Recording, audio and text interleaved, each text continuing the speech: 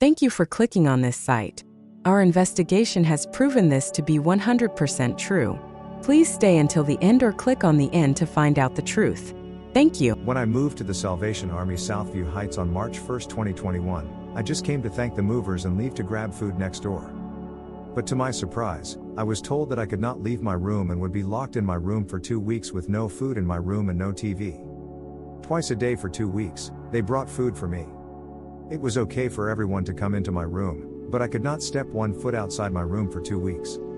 I realized that when God expelled Adam and Eve from the Garden of Eden, they found themselves in the Salvation Army. I've been told that the Salvation Army operates independently, impervious to external opinions or criticism, as they have their unique methods of operation. As I started talking to the other residents, I discovered that living in this place is known to be challenging. It's even called a kindergarten for older adults. I found out that staying in your room with the door closed was the safest way to go, especially for women who live here. Certain individuals see the Salvation Army as an important resource. The situation here is deteriorating rapidly. So, during supper on March 25, 2024, management issued a letter requesting all tenants to install a security camera system in their apartments. Despite being brought here to die, I had complete faith in the Salvation Army's ability to give me the best treatment and care. To my surprise, I found out that the Salvation Army Southview Heights is an assisted living residence that does not offer care. Workers are restricted from assisting and are instructed to contact emergency services in the event of a fall, with tenants also discouraged from aiding one another. Unfortunately, when I assisted a resident in a wheelchair down the hallway, she was subsequently confined to her room. At the Salvation Army complex, there are 2 sides, the Salvation Army Southview Heights side and the Salvation Army Southview Terrace side. The terrace side does not require guests to wear masks, but the Heights side does. Despite sharing the same dining area and chapel, the Salvation Army is a street that only leads in one direction. They brought us here with the intention of our demise. They will feature your photo on the board when you successfully achieve your goal. On 4 occasions, the Salvation Army instructed me to avoid socializing with staff members. This directive was given by both my workers and the building's manager.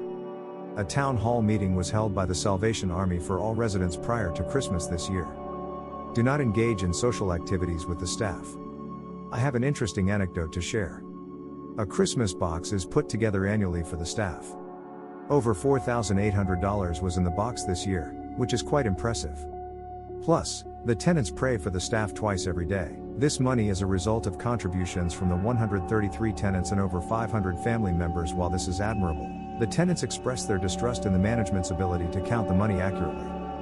Consequently, 2 tenants were required to be present during the counting process. I have an interesting tale to offer. Each tenant must pay $26.20 per month for a landline phone. These phones get up to 4 calls per day, primarily originating from telemarketers and fraudsters. In response to numerous tenants falling victim to such deceit, certain residents took it upon themselves to affix notes on each door, serving as a precautionary warning. I've been here for 3 years. Thank God, the management finally acknowledged the gravity of the situation and distributed a letter to all occupants the following day. Before I arrived at the Salvation Army, I received monthly benefits exceeding $300 for rent through my enrollment in the Shelter Aid for Elderly Renters, SAFER, program. This program was a lifeline for me, ensuring that I could afford a secure and pleasant place to live, as well as medical care, as an older person on a fixed income. This program compensated me for my pharmaceutical coverage. Because I currently live in the Salvation Army, and my doctor prescribed an outside pharmacy, Pharma Care only covers 75% of my prescriptions. I now pay 25%. The Salvation Army advised me that if my doctor used the Salvation Army pharmacy, I would not be required to pay anything. My Pharma Care bill is $467.87 for January 1st to December 31st, 2023. Because I moved into the Salvation Army, the money formerly allotted by SAFER to me has been transferred to cover the Salvation Army's expenditures. Unfortunately, this essential benefit to me has been terminated. So, there isn't any money in my bank to pay for my Pharma Care. The SAFER statement suggests that the Salvation Army is collecting funds in the names of tenants who are unaware of SAFER, which stands for Shelter Aid for Elderly Renters. This program provides financial assistance to eligible elderly tenants on fixed incomes to help cover the costs of their monthly rent. However, the fact that none of the tenants are aware of SAFER raises concerns about transparency and communication. Before I arrived at Salvation Army Southview Heights, I had a complete evaluation. The Salvation Army painstakingly examined every part of my background, hoping to get extensive information about my personal history, as well as all tax and financial information. When you move into the Salvation Army, they will only accept direct deposits. The Salvation Army takes control over your bank account, your medical records, and everything in your life. The Salvation Army says, "Do not worry, we will take care of everything for you." On March 1, 2021, I moved into the Salvation Army. My monthly government check was $1,614.78. The Salvation Army takes 70% of the whole amount before deductions. Plus cable, $30. Telephone, $26.20. Hydro, $18. My total rent on March 1, 2021, was $1,215.58. The Salvation Army says you must file your income taxes with the CRA every year to be eligible for a publicly subsidized income-tested client rate. As a diligent and meticulous individual, I have consistently filed my taxes with utmost accuracy year after year, maintaining an exemplary record of 100% compliance. On October 10, 2023, the Salvation Army stated that I made $26,290. On October 10, 2023, the Salvation Army informed me that my assisted living price for January 1 will be $1,533.58 plus cable, $30. Telephone, $26.20. Hydro, $18. My worker told me, "If you can go to A&W, you can afford your rent. So, I will not help." Even after the bank said, "You only collected $1,614.78 per month." The Salvation Army would not do anything about it. So, I phoned the CRA, Tax Services, and they said, "Sorry, we overcharged you. You only collected $1,614.78 per month. That does not add up to $26,290. So, we will fix it." Then on October 14, 2023, the Salvation Army sent me a letter. The Salvation Army said my assisted living rate on January 1 would be $1,143.86 plus cable, $30. Telephone, $26.20. Hydro, $18. Then on December 27, the Salvation Army said my assisted living rate on January 1 would be $1,275.28 plus cable, $30. Telephone, $26.20. Hydro, $18. My monthly government check is $1,614.78. I was told that the Salvation Army does not care what my bank says. This is their letter. On January 9, 2024. Dear Mr. Peterman, I am writing to let you know that you will be charged a monthly rate for your assisted living unit. $1,275.28 plus $74.20 total $1,348.48. People here warned me not to trust the Salvation Army. So, I gave them a money order for $1,218.06 for my January rent. On January 3, 2024, the Salvation Army tried to take $1,607.78 out of my bank. My monthly government check was $1,614.78. The Salvation Army was demanding everything except $7. I am told that this is the norm for the Salvation Army. The individuals here were completely correct. It was a widely acknowledged fact that this outcome was inevitable. The check bounced because there were insufficient funds in the bank. This cost me $48, even though I tried to put a stop payment on this rent check.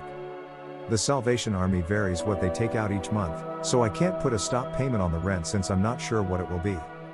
So, this costs me $48 every month. My worker told me if I can go to A&W I can afford the rent.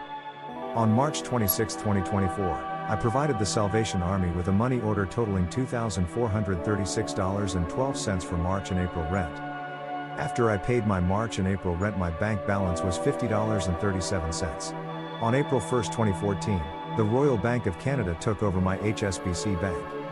Every time I give the Salvation Army a money order for my rent, they always attempt to withdraw the rent again on the 1st of every month. Surprisingly, the Royal Bank granted me an overdraft. On April 1, 2024, the Royal Bank processed a rent check from the Salvation Army for $1,349.48. I paid my rent in full on March 26, 2024, with a money order from HSBC. The Salvation Army charged me double the rent without any prior notification or explanation to the state. On top of that, the bank charged me an additional $10. The Salvation Army did not say anything to me. So, on April 26, 2024, I got a money order for May's rent for $1,218.06. On April 29, 2024, I handed the money order over to the Salvation Army to pay for the May rent. Still, they did not say anything about my last month's rent. On May 1, 2024, the Salvation Army attempted to withdraw $1,349.48 from my bank account, resulting in a $45 charge.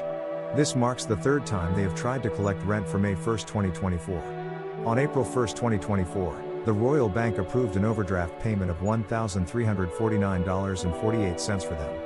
Then, on April 29, 2024, I provided them with a money order of $1,218.06 for the rent. Additionally, on May 1, 2024, the Salvation Army made another attempt to withdraw funds from my bank account, resulting in a $45 charge. What should I do? The Salvation Army wants everything. My pharmacare bill is $467.87 for January 1 to December 31, 2023. Because I cannot pay this bill, I've been advised to relocate so I can buy my medicine. The government only pays me $1,614.78 each month. The Salvation Army is trying to take everything. Should I move? P.S. May 7, 2024. Today I was given a letter that reads: Robert Peterman, rent per month. Your base rent is $1,225.28. Additional costs: hydro $18, cable $30 and telephone $26.20 equals $75.20 per month. Your total rent is $1,349.48 per month. Check amounts for March and April in the amount of $2,436.12, but additional costs were not added to the rent.